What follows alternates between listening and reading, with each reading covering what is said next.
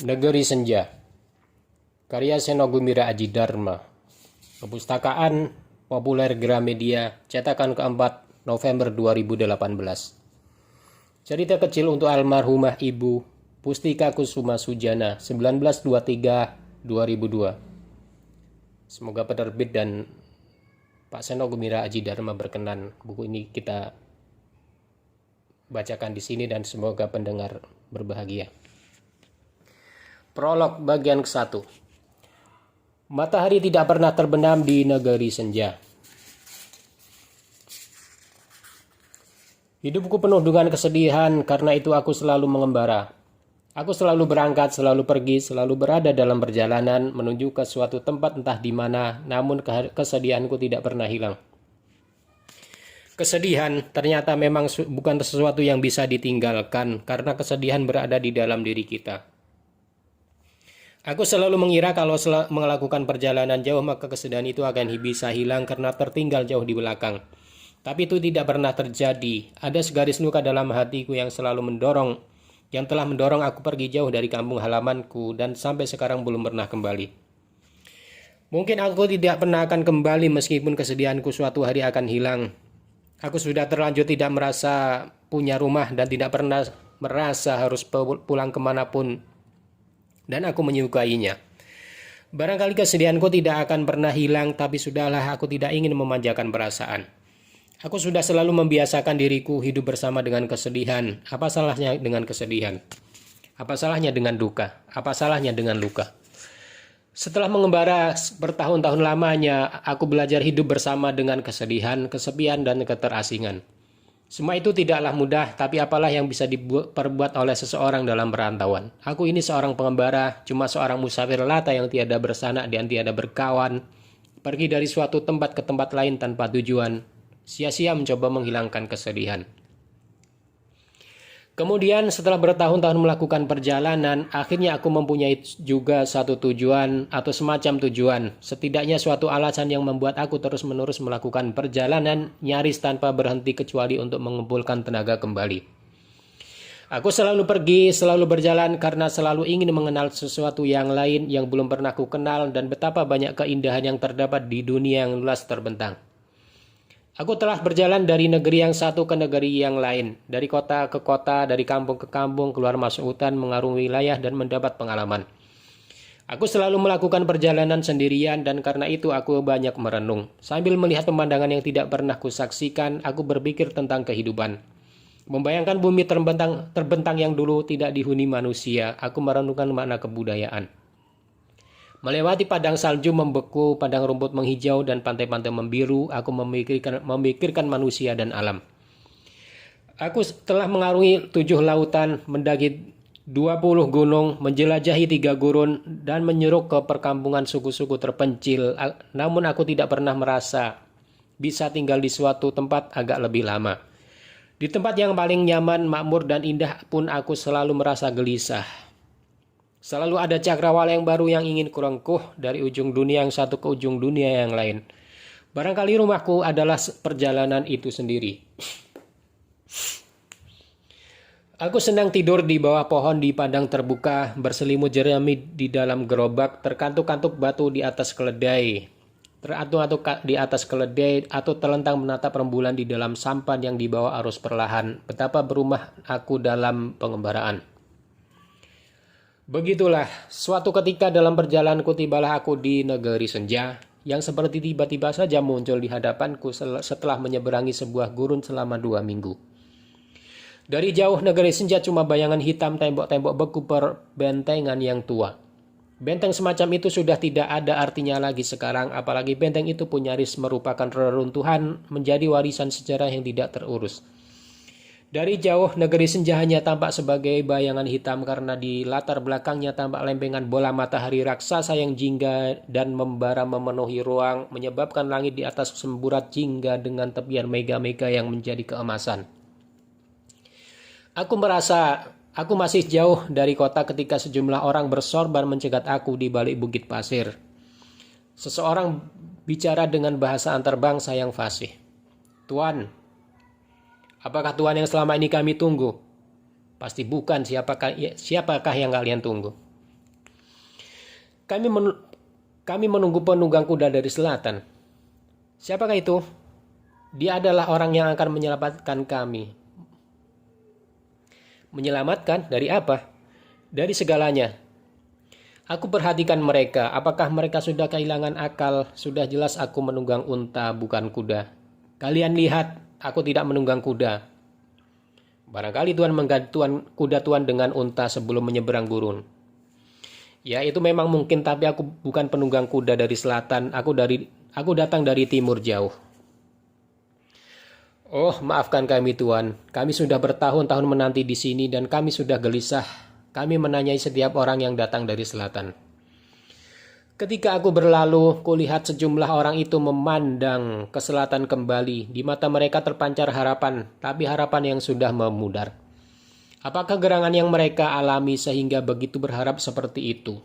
Menunggu seseorang yang bisa menyelamatkan mereka entah dari apa sampai bertahun-tahun lamanya bukanlah peristiwa biasa. Siapa pula penunggang kuda dari selatan yang sangat diharap-harapkan itu? Siapakah orangnya yang begitu perkasa sehingga begitu diharap-harapkan akan pasti bisa menyelamatkan sejumlah orang dari sesuatu yang belum tahu apa? Segalanya serba keemasan ketika aku memasuki kota itu, serba merah keemas-emasan karena siraman cahaya matahari separuh yang bertengger di cakrawala itu. Kulihat cahaya senja seperti jalinan lembut benang-benang emas yang terpanjang dari matahari langsung ke jendela, ke dinding, ke pohon, dan ke daun-daun. Seperti garis-garis, seperti balok-balok, seperti tiang-tiang yang direbahkan. Rasanya baru sekali ini aku melihat cahaya berleret-leret yang begitu nyata, seolah-olah benda padat yang bisa dipegang. Tapi tentu saja cahaya bukan benda padat dan orang-orang berkerudung, bersorban dan bersarung melewatinya sehingga cahaya itu seperti riak kolam yang tersibak-sibak. Cahaya itu menjadi terang dan gelap karena orang-orang yang lewat dan karena itu negeri senja seperti sebuah kota yang tenggelam dalam lautan cahaya sepenuhnya. Aku hanya seperti sebuah bayangan yang berjalan. Kulihat bayang-bayangku sendiri menunggangi unta di tembok kota. Aku berjalan menyusuri kota menunggang seekor unta tua yang telah membawaku menyeberangi gurun bersama rombongan kafilah para pedagang garam. Menoleh ke kiri, menoleh ke kanan, memang hampir segalanya berwarna keemasan. Aku tidak melihat warna biru dan aku tidak melihat warna hijau, apalagi warna merah jambu. Segalanya adalah warna-warna senja, warna, cahaya, dan suasana yang hanya ada apabila matahari akan terbenam. Dinding-dinding keemasan, tapi banyak juga ruang yang gelap, yang temaram, lorong-lorong suram, dan tenggelam dalam bayangan hitam. Mau kemana Tuan? Mencari penginapan? Marilah saya antar. Saya tahu penginapan yang murah dan menyediakan makan untuk unta Tuan. Marilah saya antar, supaya hari ini ada sepotong roti yang bisa saya makan. Aku sudah begitu lelah. Menyeberangi gurun pasir selama 2 minggu bukanlah pengalaman yang menyenangkan. Aku menyerah saja kepada anak kecil yang bicara dengan bahasa antarbangsa yang terpatah-patah itu. Ia menghela tali untaku menuju ke sebuah penginapan sementara aku menoleh ke kiri dan ke kanan dengan lesu. Angin berpasir yang sudah 2 minggu terus-menerus menimpaku belum juga hilang sampai di dalam kota ini. Wajahku penuh dengan debu dan begitu pula wajah banyak orang di kota ini. Semua orang seperti memakai bedak, tapi jelas itu bukan bedak. Mereka menutupi wajah dengan kain yang juga melindungi rambut mereka dari angin yang berpasir. Jadi di mana-mana aku cuma melihat mata. Itulah mata yang memandang dengan tajam, dengan suram, dan dengan bertanya-tanya. Apalah yang bisa kita katakan dari sebuah pandangan mata? Kuhirup aroma stanggi yang mengalir dari sebuah jendela. Ketika aku menengok ke jendela itu muncul wajah seorang wanita bercadar. Dari balik cadar yang tipis kulihat ia tersenyum. Bibirnya begitu merah tertimpa cahaya dan ia memegang batang-batang dupa. Jadi kini aroma stanggi bercampur aroma dupa dan aroma itu makin lama makin tajam karena agaknya aroma itu mengalir dari setiap jendela dan pintu. Angin yang berpasir akan selalu membuyarkannya, tetapi aroma itu akan selalu mengalir kembali. Aku tenggelam dalam sebuah suasana yang menekan. Orang-orang di jalanan tak banyak berbicara dan di jalan itu pula kepala mereka lebih sering tertunduk. Kepala-kepala tertunduk itu kadang-kadang terangkat melihatku dan aku hanya akan melihat mata kepala-kepala itu. Aku merasa gagal membaca sesuatu dari mata mereka. Apakah kiranya yang mereka baca dari mataku? Aku pun menundukkan kepalaku supaya tidak tampak terlalu asing karena selalu menoleh ke kiri dan ke kanan.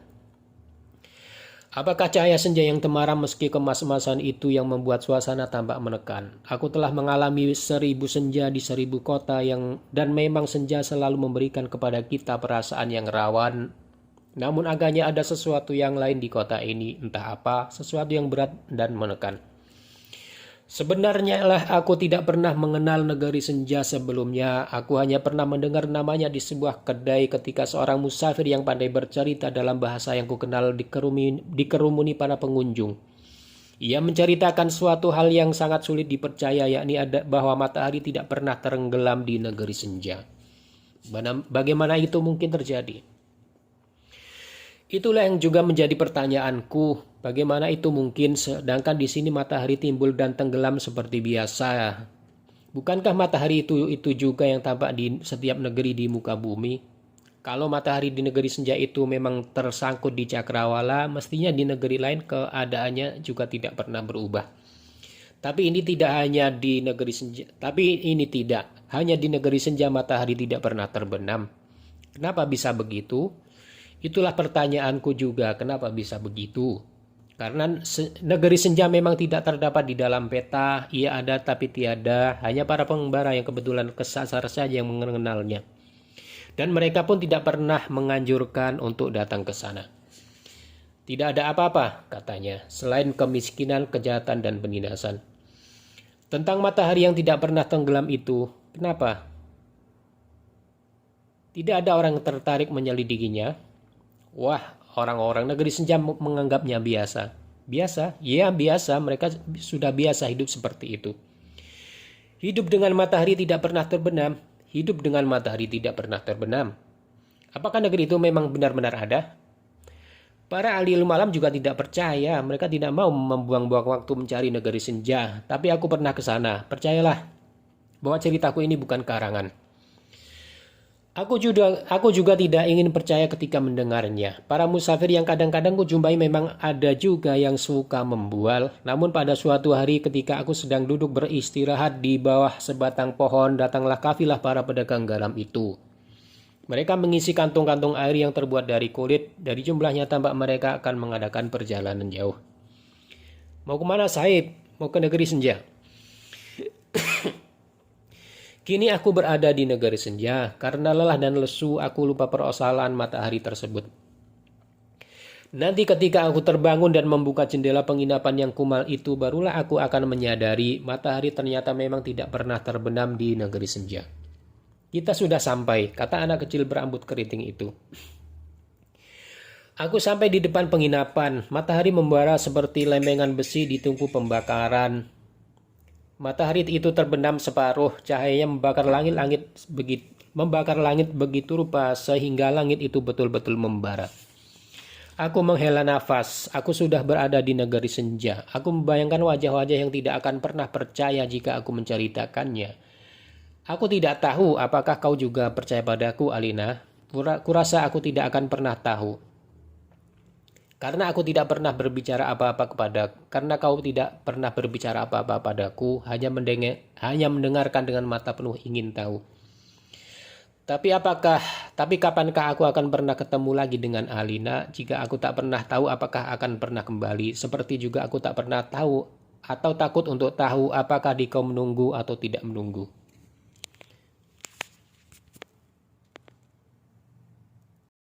Dua. Penunggang kuda dari selatan.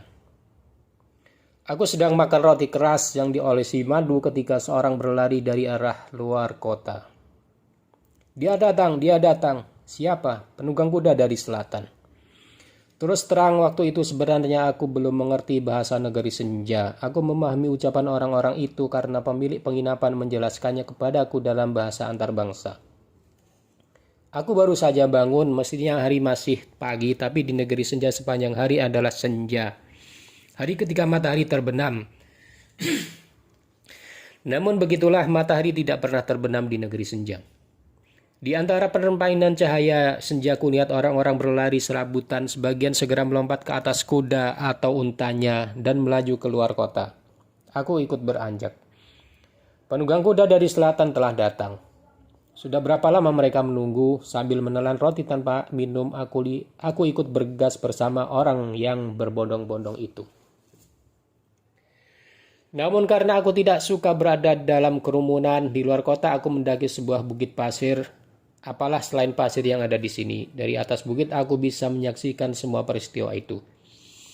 Orang-orang yang berbondong-bondong menerbitkan debu, tapi debu bukanlah apa-apa di sini dibandingkan harapan bernama penunggang kuda dari selatan.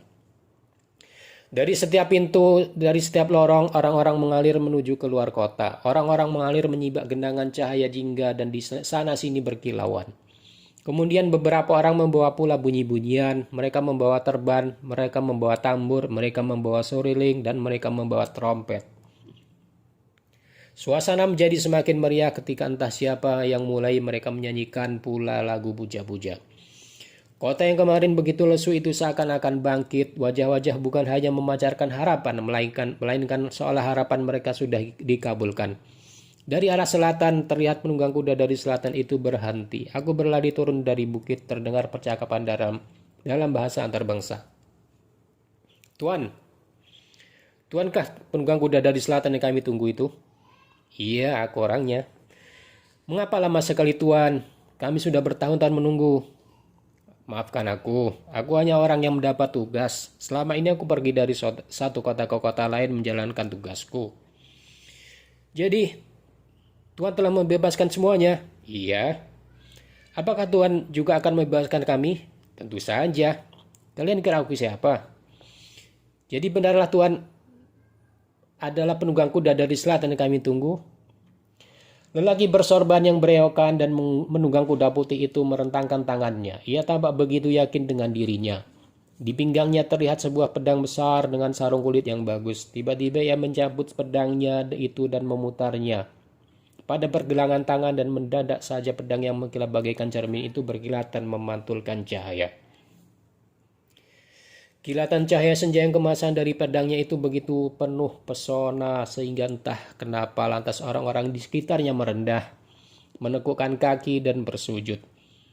Harus kuakui bahwa cara pedangnya itu memantulkan kembali cahaya sangatlah luar biasa. Pedang itu berputar-putar membentuk angka 8 dari gerakan seperti itulah cahaya terpantul bagaikan aliran sebatang sungai.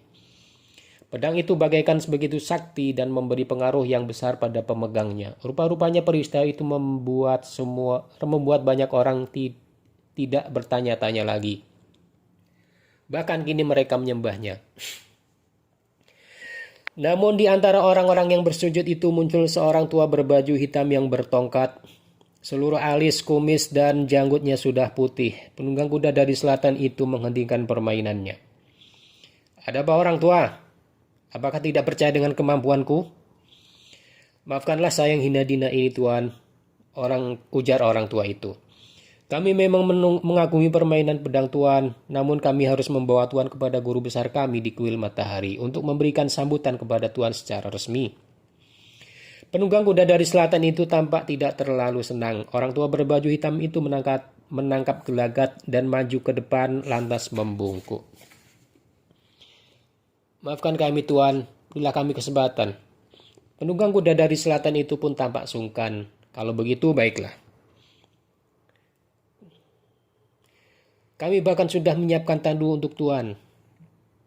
Penunggang kuda dari selatan itu terkejut tetapi terlihat juga merasa sangat tersanjung.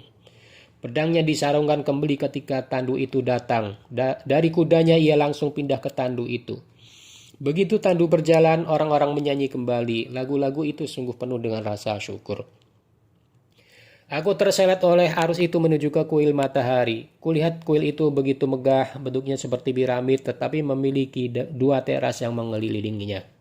Dan sebuah altar menjelang puncaknya sehingga kuil itu tampak seperti piramid yang dibentuk kembali. Matahari senja berada di belakang kuil yang menjulang ke langit itu. Ada 3.000 anak tangga yang harus didaki sebelum mencapai altar. Namun orang-orang itu tidak menuju ke altar. Mereka menuju ke belakang kuil. Dan ternyata di belakang kuil itu terdapat sebuah pintu raksasa yang jika dibuka memperlihatkan bagian dalam kuil. Pintu sudah dibuka oleh orang-orang bersagam yang kelak akan kuketahui sebagai para guru muda. Cahaya senja menerpa ruang dalam dan segalanya di dalam kuil itu menjadi keemasan. Dari dalam kuil itu terdapat kerekan untuk membawa guru besar ke atas menuju ke altar jika akan menyampaikan khutbah. Namun guru besar tampak duduk di sebuah kursi goyang. Di sebelahnya terletak meja marmer dan di meja marmer itu terdapat sebuah jambangan berisi dupa. Dari balik punggung orang-orang kulihat guru besar itu. Rambutnya putih panjang dan berantakan. Ia menghisap pipa. Kudengar suara yang sangat pelan di belakangku. Berbisik-bisik nyaris tak terdengar. Tapi aku mengenali suara dan bahasanya. Menyeramkan. Ternyata pemilik suara penginapan itu juga ikut menonton. Aku juga berbisik-bisik pelan sekali. Apa yang menyeramkan? Aku memang tidak mengerti. Aku mengira pemilik penginapan itu berbicara tentang ruangan yang penuh aroma dupa. Cahaya senja keemasan yang berpantulan di ruangan itu berkedap-kedap karena matahari senja yang besar itu rupanya juga bergetar-getar memaksakan dirinya terbenam meski tetap saja tersangkut di cakrawala. Aku tidak menganggap hal semacam itu menyeramkan, namun agaknya pemilik penginapan itu bermaksud lain. Ia tersenyum. Tuan belum tahu apa yang akan terjadi nanti.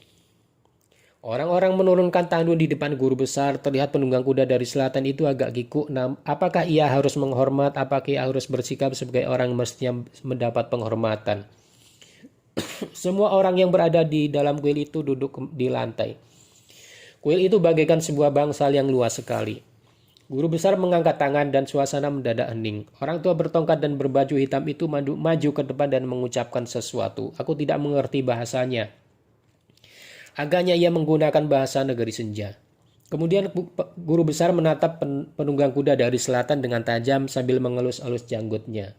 Ia mengucapkan sesuatu kepada penunggang kuda dari selatan. Tampaknya penunggang kuda dari selatan itu juga tidak mengerti bahasa negeri senja. Ia kebingungan malah bicara dalam bahasa antarbangsa.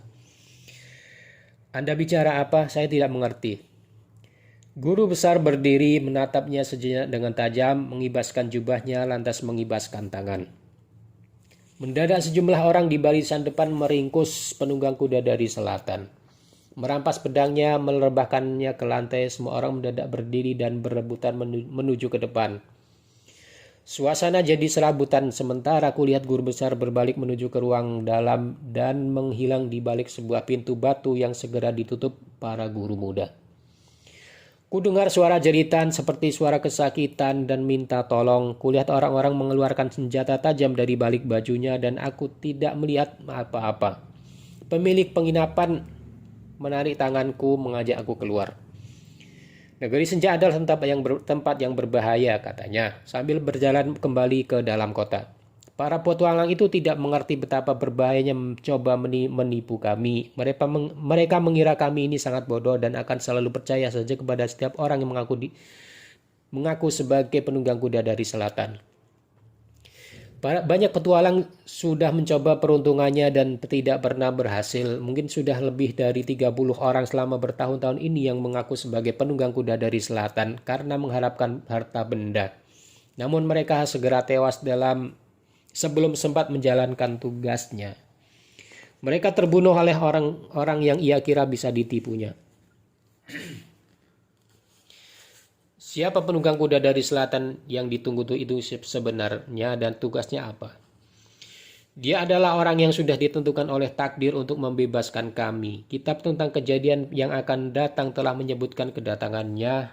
Kami wajib menyambut dan menghormatinya. Namun selama ini yang datang adalah para petualang. Apakah yang dikatakan guru besar tadi kepada orang itu? Ia menyuruh orang itu mengucapkan namanya dalam bahasa negeri senja. Hanya itu, iya, tapi dalam bahasa negeri senja, tingkat ketiga. Tingkat ketiga, sudah dituliskan dalam kitab tentang kejadian yang akan datang bahwa penunggang kuda dari selatan menguasai bahasa negeri senja tingkat ketiga yang sudah sangat sedikit sekali pemakainya. Di negeri senja saja cuma guru besar dan beberapa guru muda yang menguasainya. Jadi kalau ia tidak bisa menggunakan bahasa itu, ia pasti penunggang kuda dari selatan yang palsu. Dan karena itu ia harus dibunuh. Pemilik penginapan itu hanya mengangguk satu kali. Aku menoleh ke belakang, orang-orang sudah keluar dari kuil. Penipu itu dilempar keluar, ia sudah jadi mayat dan mayatnya itu dicincang seperti perkedel. Orang-orang mengelap darah di golok dan tombak mereka. Apakah orang-orang yang mengaku sebagai penunggang kuda dari selatan itu tidak pernah mempelajari dulu apa yang akan dihadapinya? Pemilik penginapan itu menatapku dengan senyuman antara mengejek dan penuh pengertian. Aku juga heran, selalu ada orang yang cukup bodoh untuk melakukan hal itu, tapi barangkali kami juga tidak lebih pintar, kita hidup di dunia yang bodoh. Senja begitu cemerlang di atas kota, cahaya bagaikan sayap malaikat yang mengembang dari timur ke barat, langit yang keemasan membuatku terpesona, mega-mega berarak seperti armada raksasa, aku lupa bertanya negeri senja itu harus dibebaskan dari apa. Kutatap langit dan semburat cahayanya yang berdenyar-denyar sehingga jalanan dan dinding-dinding kota berkilat keemas-emasan. Aku masih tidak habis pikir, aku berada di negeri senja di mana senja tidak pernah menjadi malam.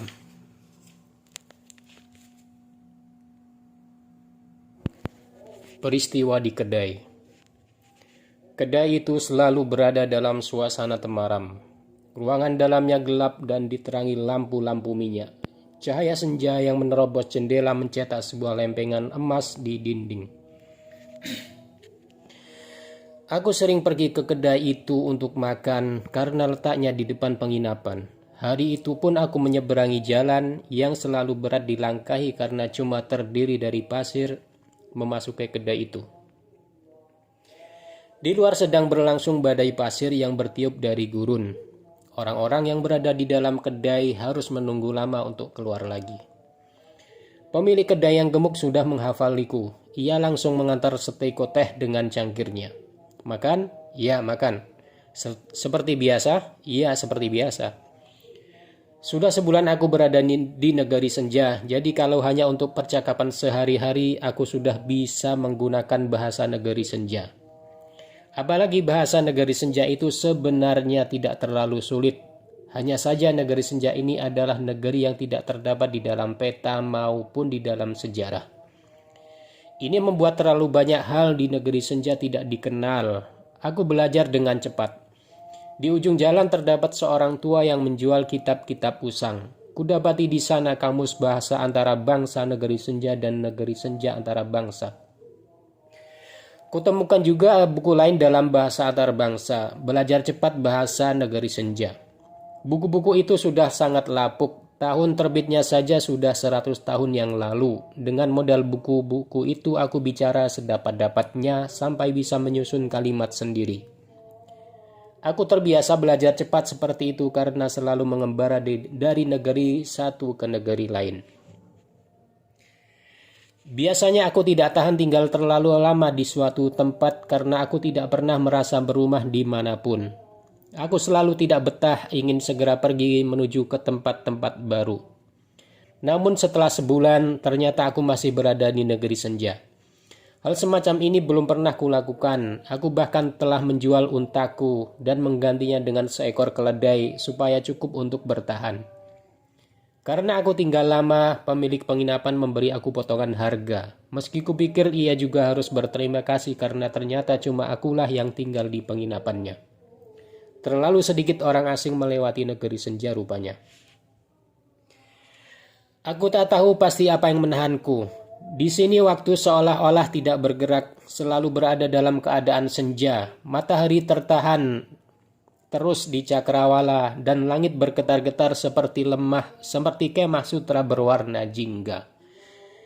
Apakah senja itu yang membuat aku betah? Ada suatu masa dalam hidupku di mana aku selalu memburu senja kemana-mana, seperti memburu cinta.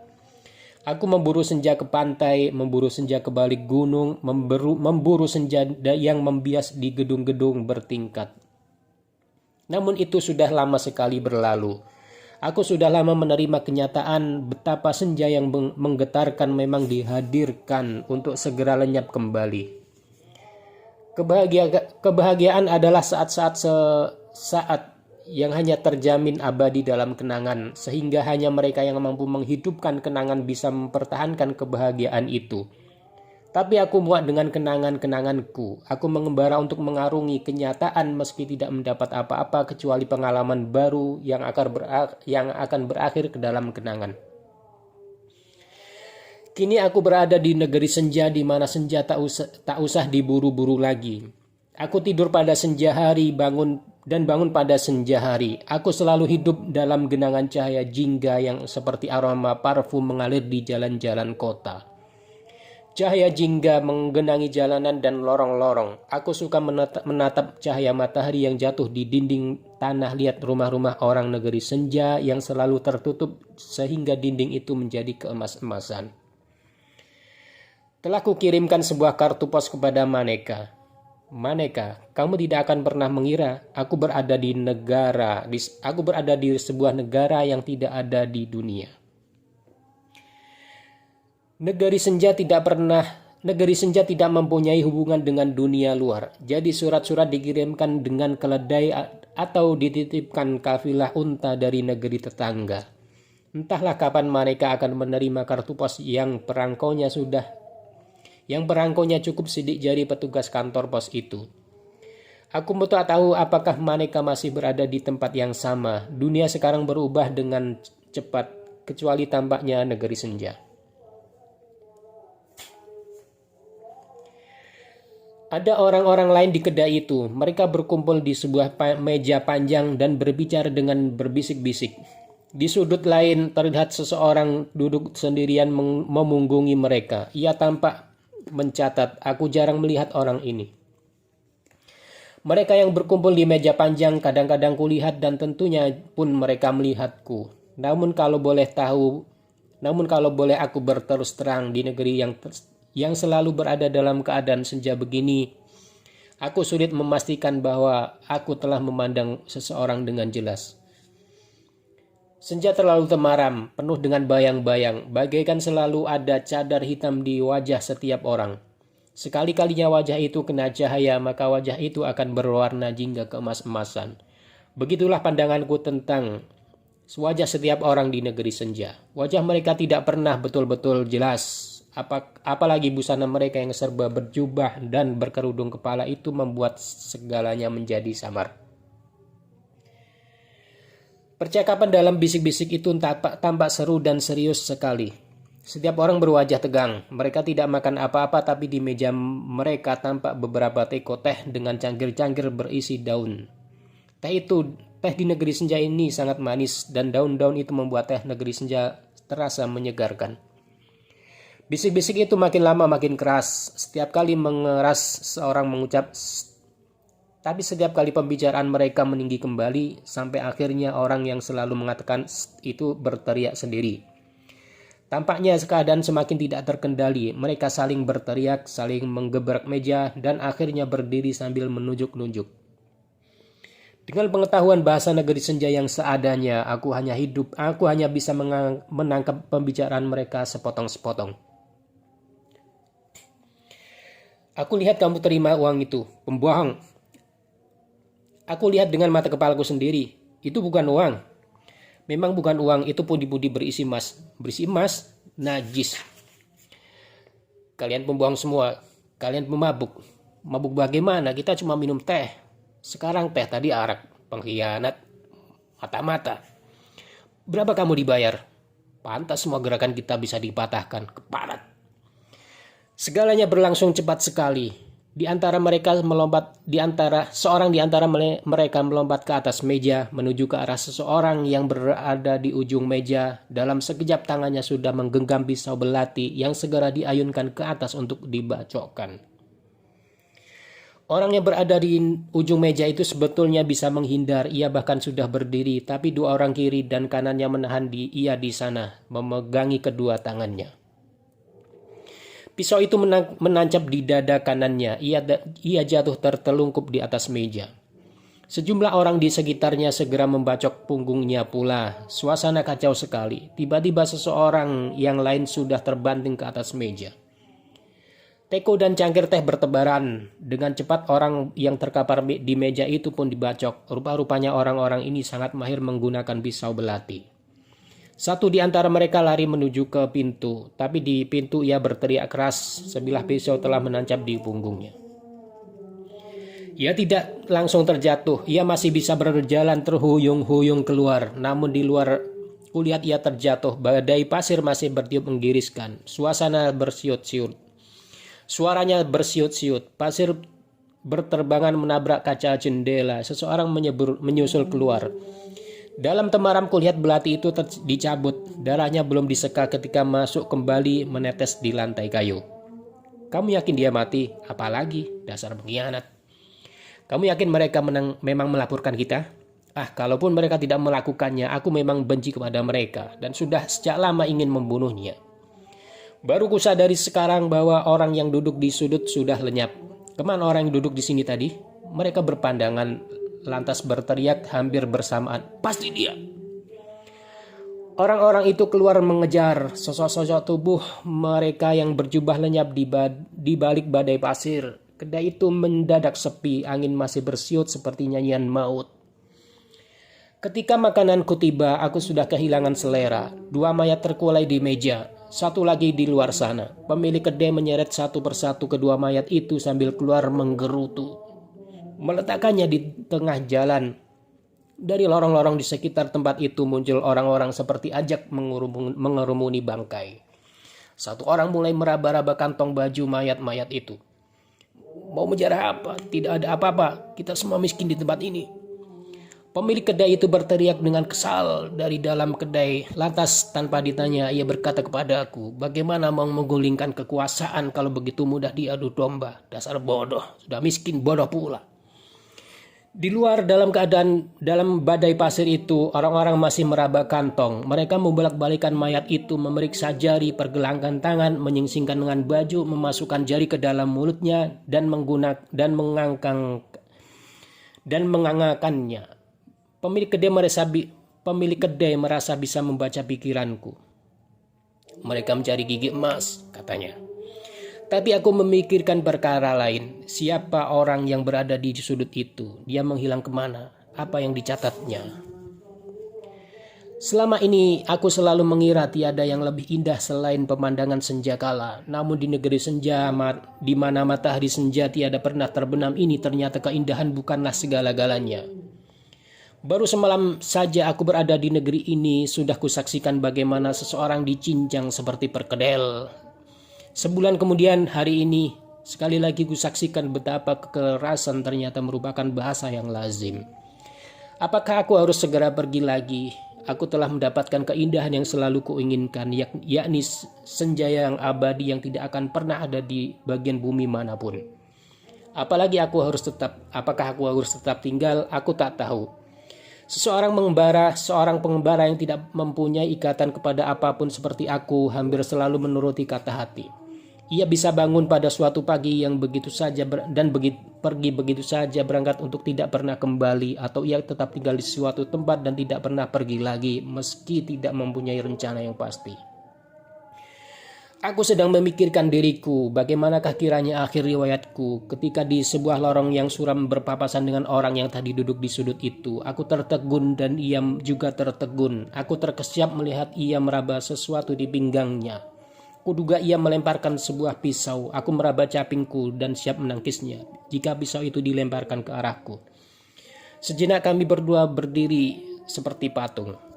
Tapi kemudian terdengar suara anak-anak kecil yang bernyanyi-nyanyi mendekat, dan kemudian begitu saja muncul di belakangnya. Ia melangkah sebentar mengikuti anak-anak kecil itu, lantas menghilang di kelokan. Anak-anak masih bernyanyi ketika melewatiku. 4. Penginapan para leluhur. Aku hanya tinggal sendirian di penginapan ini. Sebuah penginapan yang dindingnya tebal, terbuat dari tanah liat sehingga berwarna kecoklatan. Atapnya pendek meski aku tak harus membungkuk, dan pintu-pintu di dalamnya hanya sebuah tirai. Tetapi meskipun aku hanya sendiri di penginapan ini, aku merasa banyak orang lain di sekitarku. Aneh sekali. Dari dalam kamar, aku selalu mendengar suara-suara kehidupan. Orang berjalan, orang bercakap-cakap, orang tertawa, orang berteriak, atau juga orang menggerutu dan bergumam. Bahkan tak jarang ku dengar suara orang tidur mendengkur. Namun setiap kali aku keluar kamar, tidak ada siapapun yang kutemui. Di sekitar penginapan hanya terdapat keluarga pemilik penginapan, sejumlah pengurus penginapan yang membersihkan dan melayani segala sesuatu yang nyaris tak pernah dilakukan karena tamu di penginapan itu hanyalah diriku. Kalau aku sedang duduk sendiri di dalam kamar, membuka tirai jendela agar cahaya senja masuk dan menyepuh dinding, sering juga aku dengar bisik-bisik di dalam kamar. Sudah kukatakan aku belum terlalu menguasai bahasa negeri senja, sehingga aku tidak paham sepenuhnya apakah yang dibisikkan suara-suara itu. Suara-suara itu seperti memperbincangkan segala sesuatu dengan sungguh-sungguh. Kadangkala aku begitu penasaran ingin mengetahuinya, apa daya perbendaharaan kata dalam bahasa negeri senja yang kuketahui sangatlah terbatas. Kadang-kadang seperti ku dengar semacam pembunuhan. Tapi aku tidak begitu yakin. Malam-malam tak jarang terdengar suara orang menangis. Suara itu masih terdengar jika aku keluar kamar dan menyelidikinya. Namun apabila aku sampai ke ruang depan, tempat di mana tamu-tamu pemilik penginapan itu suka berkumpul tanpa suara, menjauhlah suara tangis itu, berpindah ke tempat lain.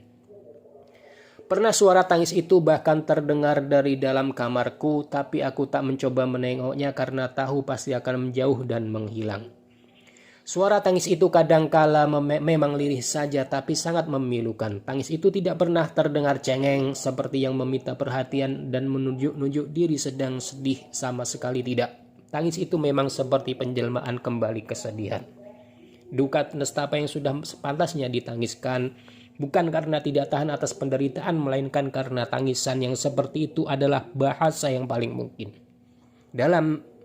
Adalah bahasa yang paling mungkin dari luka kemanusiaan. Tangis itu juga lirih sekali sebetulnya. Tidak seperti ingin didengar, itu sebuah tangis tertahan-tahan dan dari sebuah derita yang ditinggalkan. Ditinggalkan? Bagaimana maksudnya? Pemilik penginapan itu bercerita tentang suatu peristiwa yang dialami seorang gadis mungkin sekitar 5 abad yang lalu, ketika penginapan itu masih merupakan penginapan yang ramai dan selalu menjadi tempat tujuan. Pada masa lalu negeri senja adalah sebuah negeri yang dikunjungi banyak orang dari negeri-negeri sekitarnya untuk berdagang maupun untuk menuntut ilmu karena memang merupakan pusat kebudayaan di tengah padang pasir yang kering kerontang. Sisa kejayaan masa lalu memang bisa kulihat di kota ini. Mulai dari benteng yang runtuh, tempat ibadah seperti kuil matahari, maupun arsitektur kota tua yang sebenarnya canggih, megah, cantik, dan anggun. Hanya saja yang sekarang sungguh tidak terurus. Gadis itu juga datang ke sana untuk menuntut ilmu, meski perempuan di masa itu dianggap tidak lazim menuntut ilmu terlalu tinggi, karena tak pernah diandaikan perempuan akan berperan lebih dalam kehidupan selain menjadi istri, pelayan, atau pelacur. Gadis itu telah menentang nasihat dan larangan untuk merantau dan tetap memaksa pergi ke negeri senja tanpa cadar dan busana seperti yang biasa. Gadis itu mengenakan busana pria, menunggang unta, dan mampu mengatasi mara bahaya sepanjang gurun pasir sampai akhirnya tiba di negeri senja. Ia tidak pandai menutupi kenyataan bahwa dirinya adalah seorang perempuan, usianya baru 20, semangatnya tinggi, dan ia berbusana seperti seorang pria. Ia tampak begitu menggetarkan apabila melangkah di jalan negeri senja, bahkan kaum pria merasa gentar dan kaum perempuan terpesona. Padahal sudah jelas ia seorang gadis meski berbusana pria. Itulah persoalan bagi pemuka-pemuka pria di negeri senja. Seorang perempuan berbusana pria masih bisa diterima, tetapi bahwa kaum perempuan mendambakan kasih sayangnya terasa sungguh menghina. Sejak kapan, demikian pikir mereka, kaum pria harus dikalahkan perempuan dalam urusan cinta. Perempuan boleh unggul dalam apapun kemauan mereka, tapi jika perempuan hanya bercinta dengan perempuan, kaum pria tinggal mendapat apa? Di kelasnya ia bagaikan bintang cemerlang karena segala ilmu dalam kitab dengan mudah dikuasainya. Para pengajar tak mampu mengalahkannya dalam perdebatan di segala wacana. Di luar kelas ia mempelajari segenap kemahiran olah senjata dan semua pria dikalahkannya dalam pertarungan pedang, panah, pisau terbang maupun senjata-senjata rahasia. Dengan segera menjadi jelas bahwa masa depannya cerah dan gemilang. Dalam usia begitu belia ia telah dicalonkan menjadi guru muda. Ini semua mengagumkan sekaligus menggelisahkan. Seorang asing datang ke negeri senja hanya untuk mengacaukan segalanya. Gadis itu telah mempunyai pengikut yang banyak pula, bukan hanya sesama perempuan tetapi juga pria. Sudah bisa ditebak jika ia berminat menjadi pemimpin negara, pada saatnya ia punya pendukung lebih dari cukup banyaknya. Tapi ia orang asing, dan orang asing adalah orang luar dan orang lain. Bagaimana bisa dibayangkan seorang asing memimpin negara betapapun hebat dan layaknya? Namun jika ia tinggal cukup lama, bukankah ia berhak menjadi warga negara? Bukankah ia lebih cerdas? Bukankah ia lebih dari cerdas untuk menggalang suasana agar mendukungnya? Jika dalam usia 20 tahun saja pesonanya terpancar begitu rupa di kalangan muda, bagaimanakah bisa dibayangkan perubahan yang akan terjadi setelah ia semakin matang dan dewasa? Syah dan golongan yang menamakan diri kaum pembela negeri menentang seluruh gagasannya, tapi tidak mendapatkan pengikut di mana-mana. Lebih malang lagi nasib mereka karena raja muda yang juga terpesona oleh kecerdasan sang perempuan muda. Apakah yang bisa dilakukan untuk menghalangi datangnya masa depan yang penuh dengan perubahan menggelisahkan? Karena keadaan makin mengerikan bagi kaum pembela negeri yang fanatik. Setelah diketahui betapa raja muda yang baru saja menikah itu ternyata jatuh cinta kepada sang perempuan muda dari mancanegara. Kaum pembela negeri kehilangan pegangan, bukan hanya karena kaum perempuan memuja sang gadis manca, namun kaum pria muda yang terpesona oleh kecemerlangan pikiran penuh pembongkaran juga membelanya. Bahkan raja muda yang sudah beristri pun jatuh cinta. Apa yang bisa dilakukan untuk menolak perubahan serba mencemaskan dengan niscaya? Pada suatu pagi 500 tahun lalu di negeri senja yang sudah selalu dalam keadaan senja seperti sekarang, raja muda ditemukan di tempat peraduannya dengan mulut berleleran darah hitam yang menetes ke tilam dan ke lantai batu. Para tabib istana menyatakan dengan jelas bahwa raja muda meninggal karena racun yang ditaburkan dalam makan malamnya. Perempuan yang baru dinikahinya dituduh sebagai pembunuh dan dihukum penjara dengan tuduhan yang tidak masuk akal, yakni melanggar tata susila karena menjalin hubungan badan dengan gadis cemerlang mancanegara berusia 20 tahun yang selalu berbusana pria yang pada kenyataannya saling jatuh cinta dengan raja muda. Lantas bagaimana nasib gadis pemberani yang telah menyebarkan gagasan tentang pembebasan dari segala belenggu dan ikatan? Pemilik penginapan itu terdiam, hela nafas dan menatapku. Ia menunjuk kamarku. Dia tidur di situ dulu, katanya. Aku menunjukkan wajah tidak mengerti. Para pembelajar mancanegara dulu banyak yang menyewa kamar di sini, sehingga tempat ini menjadi tempat pertukaran pengetahuan antar mereka. Banyak pelajar asal negeri senja yang juga ke sini, dan ruang tempat kita bicara sekarang adalah ruang perdebatan. Aku masih memandanginya saja, belum tahu arah pembicaraannya. Di kamar itulah, katanya. Di kamarku, apa yang terjadi? Di kamar itu dulu ia tinggal dan menekuni semua kitabnya selama beberapa lama, sampai pada suatu malam yang sepi ketika semua pelajar sedang pergi menyaksikan balapan unta di luar kota, ia disergap sejumlah orang dan diperkosa. Aku tercekat. Pemilik penginapan itu bercerita dengan meyakinkan sehingga segenap gambaran itu muncul di benakku seperti aku menyaksikannya sendiri. Gadis itu sedang membaca kitab terjadinya kaidah ketika mendadak dari jendela dan pintu masuk segerombolan manusia yang seperti telah dilatih melakukannya, merebahkannya ke tempat tidur, memegangi kedua tangannya dan kakinya, merobek busana pria yang dikenakannya, lantas ia diperkosa. Tak kurang dari 20 orang berada di kamar itu. Pemerkosaan ini dilanjutkan dengan penyiksaan yang berlangsung cepat, rapi, dan lagi-lagi seperti telah dilatih lebih dahulu. Gadis itu disayat-sayat wajahnya sehingga wajah yang semula begitu anggun dan penuh pesona itu dia tidak bisa dikenali lagi. Konon tak sepatah rintihan pun keluar dari mulut gadis itu. Ia dicampakkan begitu saja di tempat tidur yang tilamnya segera basah kuyup oleh darah. Namun ketika para pelajar pulang dari pesta rakyat balapan unta di luar kota, gadis itu sudah tidak ada, hanya darahnya belepotan pada tilam. Sebagian jadi bercak yang terinjak-injak di lantai. Kemana? Tidak ada yang tahu. Ia hilang lenyap seperti ditelan bumi. Kisah ini bisa diketahui orang banyak konon karena salah satu anggota regu pemerkosa itu tidak tahan untuk membuka mulutnya. Namun ini juga berarti ia telah melanggar sumpahnya sebagai anggota komplotan pisau belati, suatu organisasi rahasia yang diandaikan bisa melaksanakan tugas penyusupan dengan sempurna. Di masa perang tugasnya adalah menerobos wilayah musuh, tetapi di masa damai mereka melaksanakan permintaan apapun oleh siapapun yang sanggup membayarnya, termasuk tugas untuk menculik, membunuh, memerkosa, dan menganiaya.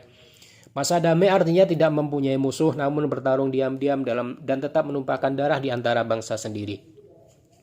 Angin bertiup dari luar, menggoyang tirai pintu dan menghembuskan pasir yang menimbulkan bunyi gemerisik di lantai batu. Bersama dengan terlambainya tirai melesak masuk pula cahaya senja keemasan yang bersemu jingga kemerah-merahan. Seolah-olah matahari sebentar lagi memang akan tenggelam. Ketika tirai tertutup kembali, cahaya itu tetap di situ, seperti bisa memisahkan diri dari sumbernya. Inilah yang kukagumi di negeri senja, segalanya serba berbeda.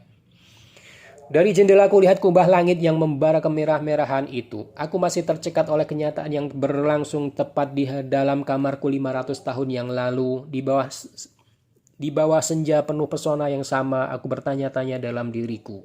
Apakah yang dipikirkan gadis berotak cemerlang yang menghilang setelah mengalami peristiwa semacam itu?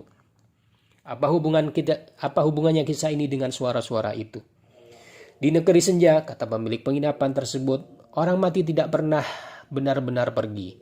Kenapa tidak, pikirku, di sebuah negeri di mana matahari termungkinkan untuk tidak pernah terbenam.